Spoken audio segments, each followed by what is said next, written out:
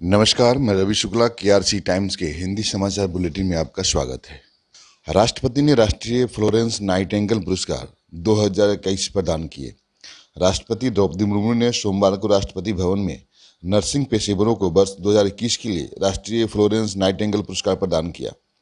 राष्ट्रपति Florence Nightingale पुरस्कारों की स्थापना वर्ष 1973 में स्वास्थ्य और परिवार कल्याण मंत्रालय, भारत सरकार द्वारा समाज में नर्सों और नर्सिंग के काम करने वालों के लिए प्रदान की गई सराहनीय सेवाओं को मान्यता देने के रूप में की गई थी।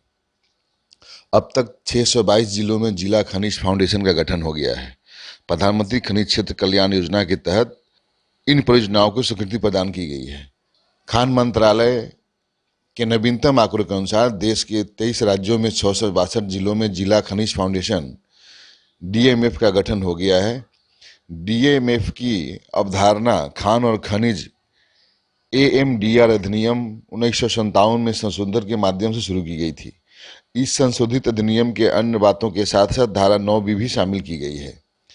डीआरडीओ द्वारा शुरू की गई भारतीय नौसेना के सोनार सिस्टम के लिए परीक्षण और मूल्यांकन सुविधा, ध्वनिक विशेषता और मूल्यांकन सुविधा के लिए सबमर्सिबल प्लेटफॉर्म की हल मॉड्यूल के रूप में कहा जाता है, एनपीओएल कोच्चि में चालू किया गया है।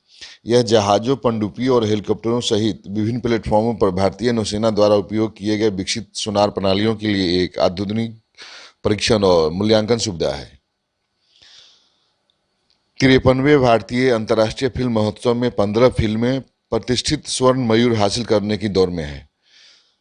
53वें भारतीय अंतर्राष्ट्रीय फिल्म महोत्सव में अंतर्राष्ट्रीय प्रतिस्पर्धी वर्ग में 12 अंतर्राष्ट्रीय और 3 भारतीय फिल्म शामिल हैं।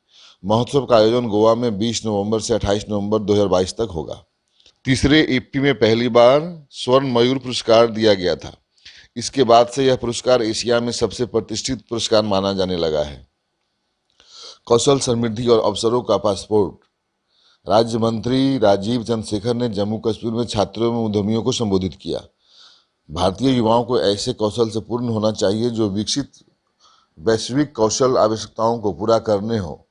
सोमवार राज्य मंत्री ने रामबन जिला कौशल विकास योजना की समीक्षा की। रोजगार मेले का उद्घाटन करते हुए राज्य मंत्री ने पॉलिटेक्निक कॉलेज के छात्रों एवं कर्मचारियों सदस्यों द्वारा आयोजित एक कौशल प्रदर्शनी का भी दौरा किया और राज्य के तकनीकी, ऑटोमोटिव, इलेक्ट्रॉनिक्स उत्पादों से लेकर पारंपरिक कला शिल्प वस्तुओं तक के अभिनव प्रदर्शन की प्रशंसा की। मणिपुर के मुख्यमंत्री ने रविवार को राज्य मेडिसिटी मल्टी स्पेशलिटी अस्पताल की नींव रखी। इस अवसर पर बोलते हुए एन बीरेन सिंह ने कहा कि सरकार स्वास्थ्य और शिक्षा क्षेत्र को प्राथमिकता दे रही है, इस क्षेत्र के विकास के लिए प्रयास कर रही है। जेएनआईएमएस में एमबीबीएस सीटों को 100 से बढ़ाकर 150 करने और 100 एमबीबीएस सीटों के साथ चूरा चांदपुर मेडिकल कॉलेज के खुलने से राज्य में अब वर्ष में लगभग 500 एमबीबीएस तैयार कर सकता है। उन्होंने कहा कि इससे किसी तरह राज्य में डॉक्टरों की कमी को कुछ हद तक दूर किया जा सकता है। उन्होंने आगे कहा कि देश के हर जिले में एक मेडिकल कॉलेज खोलने की प्रधानमंत्री नरेंद्र मोदी की पहल के बाद राज्य सरकार ने कुछ अन्य जिलों में मेडिकल कॉलेज स्थापित करने की योजना बनाई है। मुख्यमंत्री एन बीरेन सिंह ने रविवार को इम्फॉल ईस्ट के खुरई में बनने वाले राज्य मेडिसिटी मल्टी स्पेशलिटी अस्पताल की आधारशिला रखी।